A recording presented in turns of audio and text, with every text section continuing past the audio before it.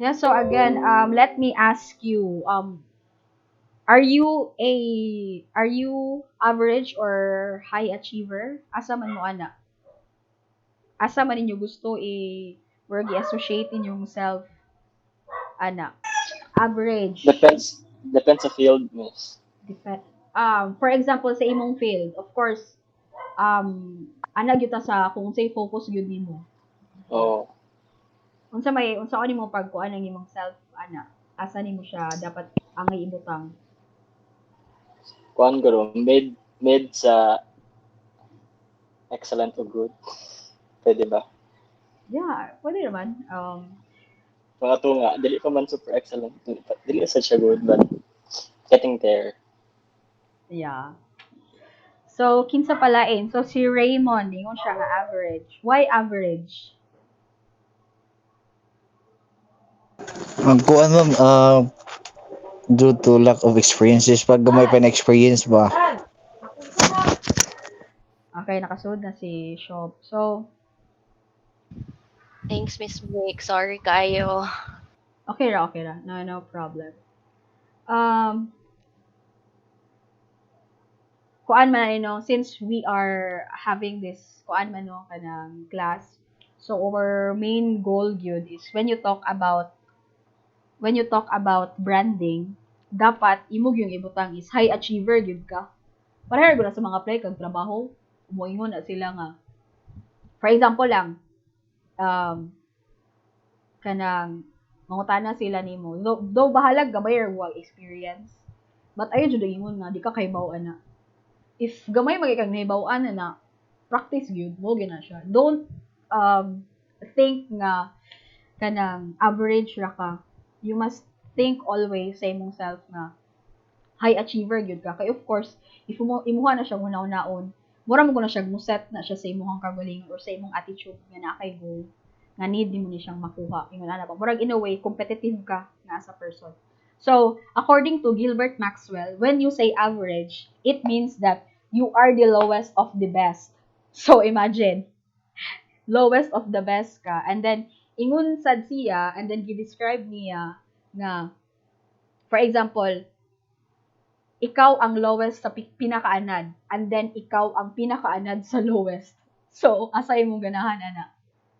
Kanay ana ba? Kanay, though I do understand nga kanay ana, murag namoy type sa field nga murag anad mo ingon ani kanang napoy uban sa field nga kanang dili sad mo ingon ana nga kusog.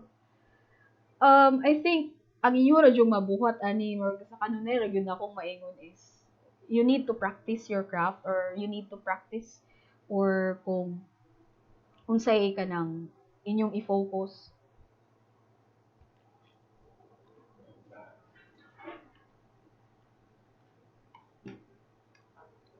So, what is high achievers? So, this is actually the high achiever success formula according to kuan ni siya ni Sally Hogshead na siya ang author sa Brand Fascinate. So, again, mo ni siya ang success formula sa mga high achievers. So, when we build our brand, naman jud tay mga exercises nga buhaton, di ba? Para makahibaw ta kung asa ato ang mga strengths and also para makahibaw ug basabtan pa nato ang ato ang brand. And also, one thing is communicating also, di ba? So, we encourage to look into these three things, but most important is na adyo tayo ma-deliver nga specific benefit. And when that specific benefit is na-amplify nimo, you don't need to compete, especially sa price, kay clear naman imong distinction sa uban. So, imagine that one might be expensive for one, but might be cheaper for others. I think na-mention na ko ni ganina, di ba, sa katong sa three threats of communications. So, again, naiuban, muhuna-huna gyud nga barat mahal ra pud ka kaayo. If mangutana pud ang uban nimo makaingon pud sila nga, uy, okay ra kay cheap ra. So, usahay man gud, ang price is subjective. So, ayaw lang jud ka goal regarding on how you price. Just be confident with your benefit that you provide the right price tag for it. And if you are able to communicate with your work for example, when you work more, of course, you will be paid more.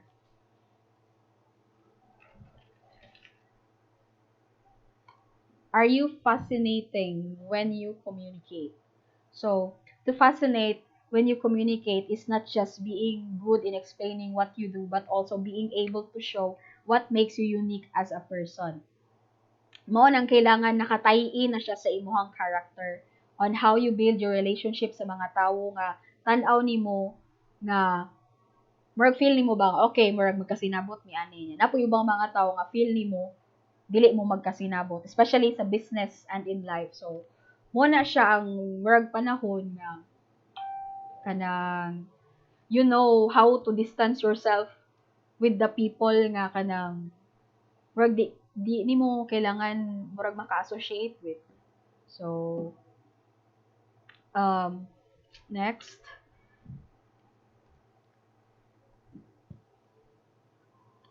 the more you can intelligently observe people's online style, the more quickly you can fascinate them with your own. So when it comes to online, the more you intelligently observe people's online style, the more quickly you can fascinate them with your own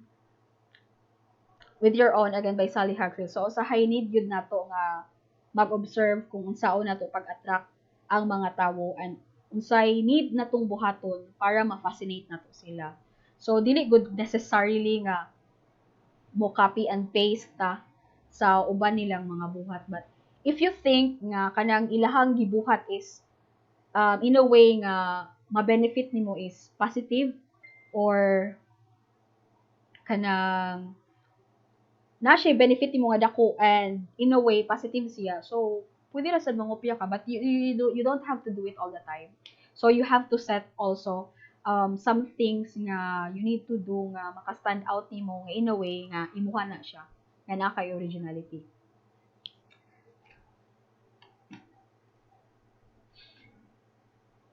Fascination is an intense focus. When you fascinate your listener, they're more likely to connect with you and remember you. So when we talk about fascination, for example lang ha, kanang mag-attend ta og kanang webinar, kunya, murag naka-feel bitaw ka nga kanang interesado bitaw ang tao sa imuhang kanang webinar unya, kanang ganahan jud sila makig-engage nimo. So mo na siya fascination.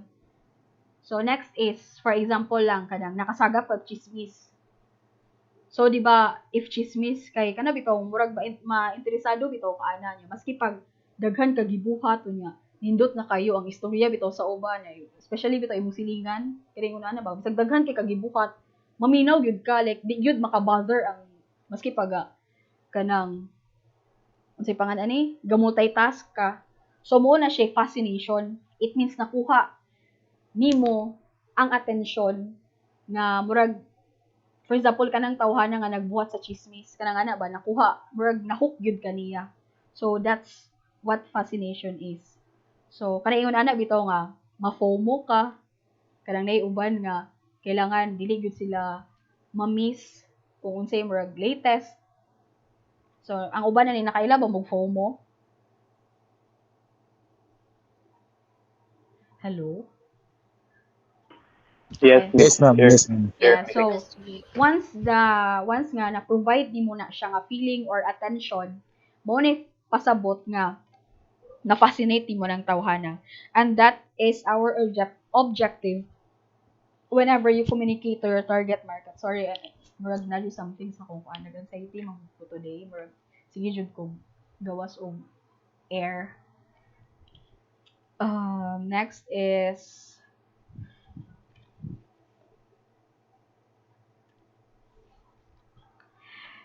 is the 7 language of fascinations. 1, 2, 3, 4, 5, 6. Yeah, sakto 7. So, according to Sally Hogshead, there are 7 language of fascination. So, number 1, there is innovation. So, innovation is the language of creativity. So, this is when you want to communicate something which is out of the box or unique that you can really that you really want to emphasize the focus with innovation when you market. So, um, next is, oh, sorry.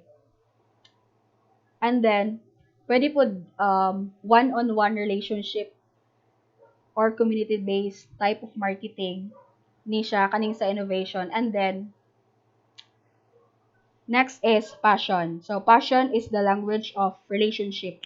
Their ability to forge relationships builds wide networks in their personal and professional lives. So, and when you feel that you're in the kind of brand na superior imong service, so ang gamiton nimo nga method of communicating is power. Power is the method, sorry. Um, Power is the method that speaks the language of confidence. They inspire others through big goals. Since they usually know what they want, they often lead the discussion. So they ask direct questions, taking charge of conversation, leaning in, and stepping forward. So next is, if you think that you are in in a setting with high standards in your industry and maoy gusto nimong i-push, then prestige marketing is the language of fascination that you will do. So personalities speak the language of excellence. Their personal and professional aim is to always get better. And also to exceed expectations. So when excellence matter, they know how to push for success, ambitious and determined, and they don't want to disappoint. So kani sila kaning prestige mo ni siya ang mag-set og high standards sa industry. And next is, and if ikaw dugay nakakayo sa industry or you are pushing a product or services nga naa kay gisunod nga murag long followed standard, something established something established, so trust na sad ang imong gamiton. This personality speaks the language of stability. Their consistency gives them edge, and they follow through on what they promise and deliver on time. So they are dependable, committed, and trustworthy. Of course, they are steady and focused, and they want to get things done. So, kani siya nga trust, sila gyud ang kusog mo push yung products or services that are used long followed ng mga standards and something real reliable, and yes kanang murag dugay na gyud siya na establish ba. So naapoy uban nga quiet form sa marketing, mo ni sila ang gitawag nga mystic. They are the ones who speak the language of listening. So others may draw attention to themselves with loud greetings or fraternal backslapping. Mystic personalities tend to be solo intellects behind the scenes. They see nuances that most outgoing personalities would miss. So again, ang mystic is a quiet form of marketing. Mo ni siya ang type nga you don't have to give everything away, but you engage more with your clients. So they mostly do is just to listen.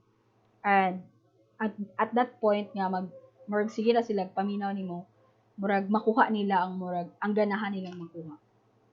Next is alert.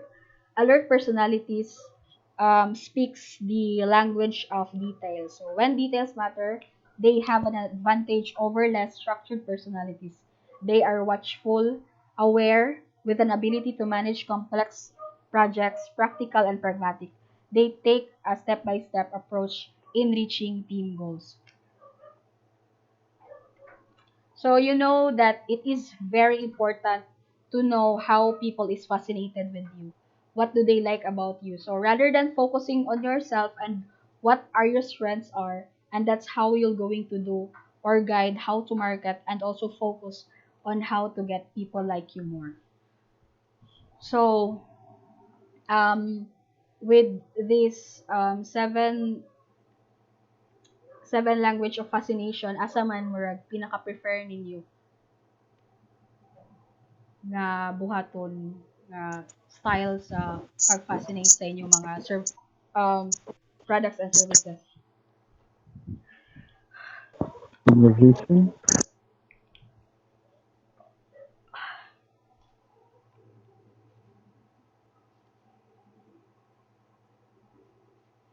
Hello? Power siguro, miss. Power. So your strength gives them confidence. Yeah, that's nice. Yes. Kay, I think important ang confidence in building trust between you and your client or employer. So I think important. It's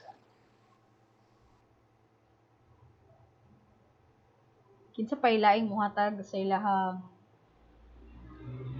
um ganahan aning passion. You remind them how to play. Yeah, of course. This is what more on relationship. So yeah, importante man sad kaayo nga kanang when you fascinate your when you want to fascinate everyone or kana nga specific nga tao, of course nindot sad nga naa sad kay relationship ana niya. Innovation. Yeah, so kuan day ka Raymond Sempron kanang murag something ang imong mga idea is out of the box. So which is nice. Actually nindot sad na siya.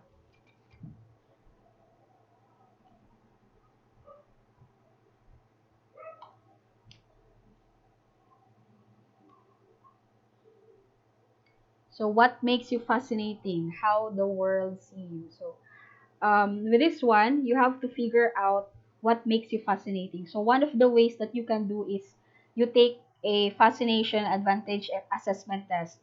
So if ganahan mo take ani, you can go to howtofascinate.com.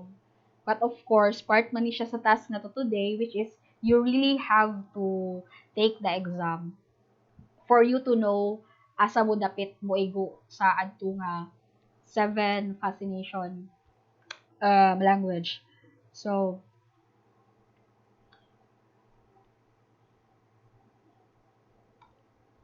this is the example of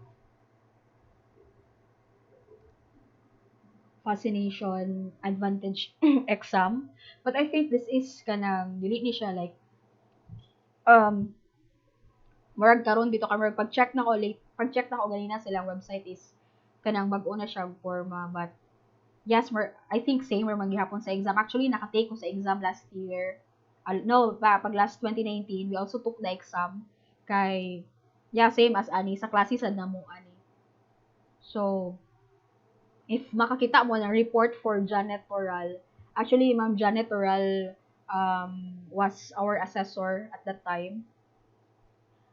So, murag, I think she is licensed something about any fascinating field ni Sally Hubbs field. So, if interested mo, I think, di ba siya interested, I think you need to do the task man sad. So, makakuha mo ani nga exam after um, sa ato ang lesson for today. So, after nga makakuha mo sa inyong exam unya, mo ni siya, mugawas ni siya kaning 49 personality archetypes. So, for example, innovation, kani nga ni, basta maka-check man ka later kung naba ka sa ani the maverick leader, the trendsetter. So, if you're mystic, yun ani, mamakit-an na ni ninyo unya. Actually, wala na kay kung nakatake ko na exam but nakalimot ko kung siya ubak ng gawas bitaw kay murag nakalimtan na gyud ako to kay mag 2 years ago. It was 2 years ago at dali ra sad ko makalimot.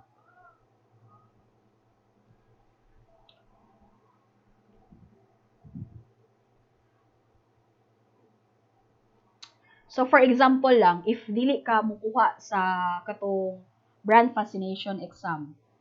So unsay imong kailangan buhaton? Actually, na may ubang things or there are some things nga pwede natong mabuhat.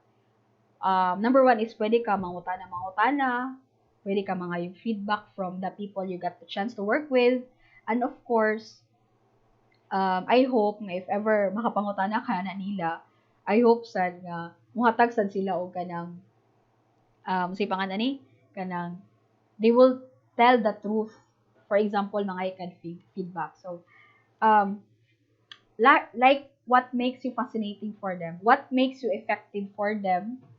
Um, Sa kanang, for example lang, if mangutana ka, ani nga, more mga respondents nimo, so, usa sa imong ipangutana nila is, unsaon nimo sila pag-fascinate, um, what makes you effective for them, what they would suggest to you, and para mas maka-communicate ka effectively sa uban. Pero naadyoy uban nga kana bitaw usahay kanang mahadlok mga yung feedback. Kay of course kanang imong gipangayuan sa dog feedback napoy kanang of course kanang if mangayo bitaw kag feedback ana nila of course kana sang tawhana nindot pod if kanang naa na siya expertise sa imong field. So if ever man gani og tagaan ka og nindot or medyo sakit nga feedback, ayaw lang pod dibdiba or basin ma-carried away ka, ayaw lang pod. Um, just think of it as an opinion. Um, opinion na na sa usa and that's how you will build your brand by turning their negatives into positive. So, if ever gani nga dili ka makatake atong kaning exam kaning sa paano ni dili ka makatake sa fascination exam, one way of um, having it or doing it is kato mangutana ka. So, the moment you have gone through the exercise, the next thing you would do is to determine what is your highest value. So, what is your highest value? What makes you different? So, di ba ganina, nanguta naman ko regarding sa katong itong inyuhang kung sa inyong freelancing field, di ba tong 1 to 2 sentences. So, um, remember why the reasons you want to know our highest values and what makes us different because we will communicate this and we communicate this right. So, whenever makaibaw na ta sa atong highest value, we would be able to get their attention and in the process, especially if we do it consistently, correctly, and authoritatively, we can also earn their respect. Yeah, so earn your audience's attention and you'll earn their respect. So, this is an example of work after na ni siya sa kana exam sa your personality brand and your highest value. So, sa fascinate, when you discuss kung unsa ang adjective sa nga imong tanaw is best resonates with you, then that is the representation of what makes you different. And if you connect it with what you best. So when we talk about our highest distinct value, this is what makes you different from others. And that is the strength you want to communicate to others to deliver above and beyond and what is expected.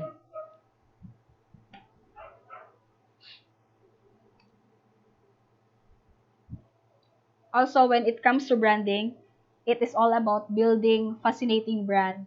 Always remember that whatever you post, whatever you communicate, whatever good or bad is a reflection of your brand. To create a fascinating brand, there are 6 components. So when you communicate depending on your strengths, it should be able to provoke strong and immediate emotional reactions and of course emotions. There are many types of emotions. So, Monisha, this is emotions.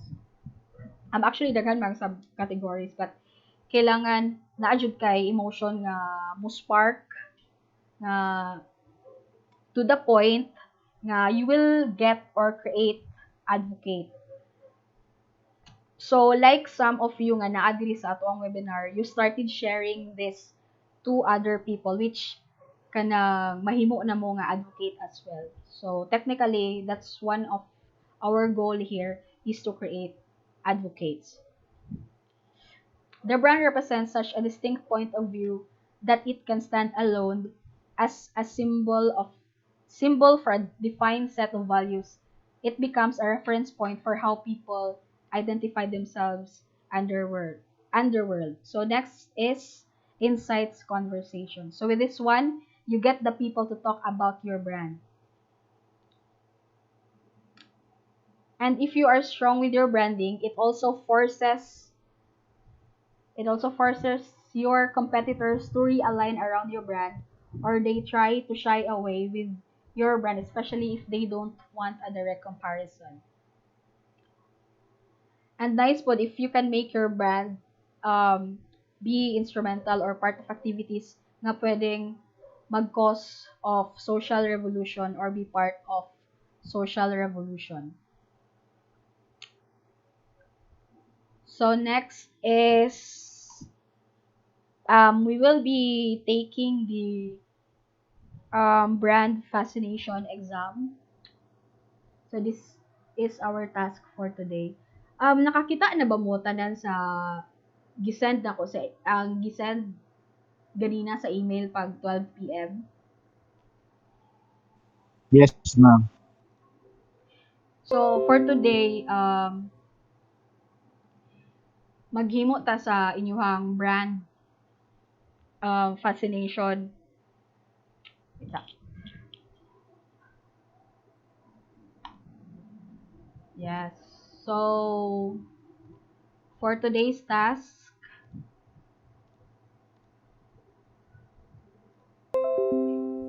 you will take the fascinate test. So dali ra man ni siya. Ayo mo kagol, dali ra ni siya kaayo.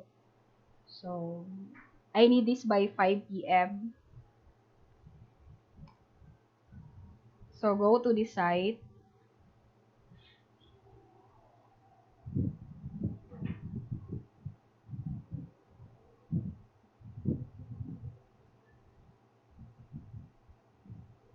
Kinsay naka-check na ninidong na mo ani nga site. Padong na Miss Vic, isa. Wait, na ako i-check for a while.